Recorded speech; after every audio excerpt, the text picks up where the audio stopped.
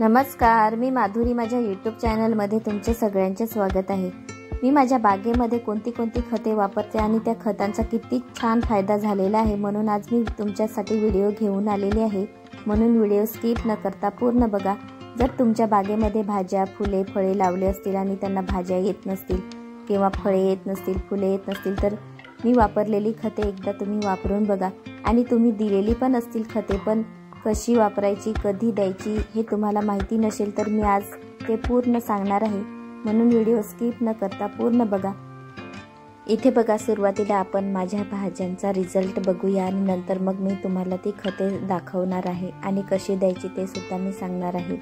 इथे बघा, पालकची वाढ किती छान झालेली आहे आणि इथे हे आत्ताच मी टमाटर आणि कोबी लावली होती आणि बघा किती छान वाढ झालेली आहे।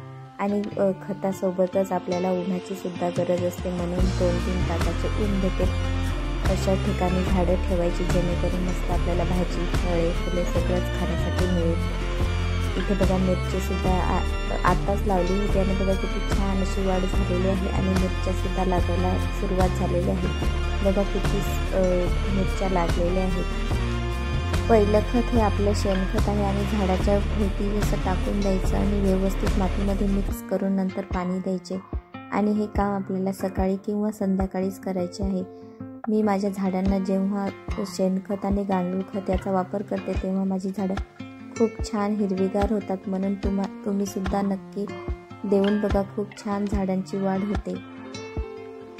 इथे बघा, दुसरं खत हे मी गांडूळ खत घेतलेले आहे आणि हे सुद्धा तुम्ही बागेमध्ये टाकून बघा, खूप छान अशी झाडं वाढतात आणि मस्त हिरवीगार होतात, म्हणून एकदा नक्की ट्राय करून बघा। याच्याने सुद्धा खूप आपल्या झाडांमध्ये खूप असा बदल दिसून येतो। जर तुम्ही गांडूळ खत टाकलं तर 15 दिवसानंतर शेणखत टाकायचे आहे आणि तुम्ही एकदा नक्की देऊन बघा, खूप छान अशी वाढ होते, कारण मी माझ्या झाडांसाठी जास्तीत जास्त हेच वापरते आणि मला खूप छान असा रिझल्ट सुद्धा भेटतो। इथे बघा, मिरचीला भरपूर फुले आलेली आहेत आणि मिरच्या सुद्धा लागायला सुरुवात झालेली आहेत। अशाच जर तुमच्याही बागेत मिरच्या पाहिजे असतील तर तुम्ही भरपूर फुले आल्यावर कोणतं खत द्यायचं तेही तुम्हाला मी आज सांगते, म्हणून इथपर्यंत जर व्हिडिओ बघितला असेल तर प्लीज लाईक करा आणि सबस्क्राईब सुद्धा नक्की करा। इथे बघा, मिरच्या भरपूर सगळीकडेच लागलेल्या आहेत। जेव्हा मिरचीला भरपूर फुले येतात तेव्हा हे पोटॅश देऊन बघा, खूप छान असा फायदा होतो। इथे बघा, असे दाणे आहेत। माझी एकच मिरची म्हणून मी अर्धा चमचा दिलेला आहे आणि व्यवस्थित असं मिक्स करून घ्यायचे। इथे बघा, ह्या मिरचीला माझ्या सुरुवातीलाच मिरच्या भरपूर लागलेल्या होत्या आणि त्या पूर्ण मी तोडलेल्या आहेत आणि हे परत दुसऱ्या वेळेस फुले आलेले आहेत, म्हणून मी त्यांच्यासाठी हे वापरलेलं आहे आणि खूप छान फायदा होतो, म्हणून तुम्ही सुद्धा एकदा नक्की देऊन बघा। इथे बघा, टोमॅटो लावलेले आहेत आणि बघा किती छान अशी वाढ झालेली आहे आणि भरपूर टोमॅटो लागलेले आहेत। जर तुमच्याही बागेमध्ये असे टोमॅटो लागायला पाहिजे असतील तर तुम्ही एकदा मी वापरलेली खते नक्की देऊन बघा।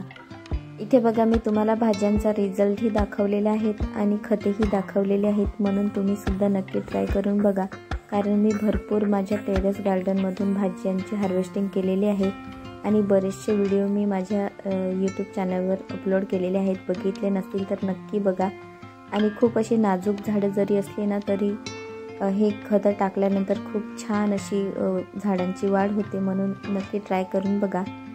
आणि आजचा माझा व्हिडिओ आवडला असेल तर please Madhuri terrace and kitchen गार्डनला सबस्क्राईब करा, म्हणजे तुम्हाला नवीन व्हिडिओ बघायला भेटतील आणि तुम्ही सुद्धा तुमच्या बागेमध्ये भाज्या लावा आणि ऑर्गॅनिक पद्धतीने खा। शेणखत आणि गांडूळ खत ही आपल्या झाडांच्या आकारानुसार टाका।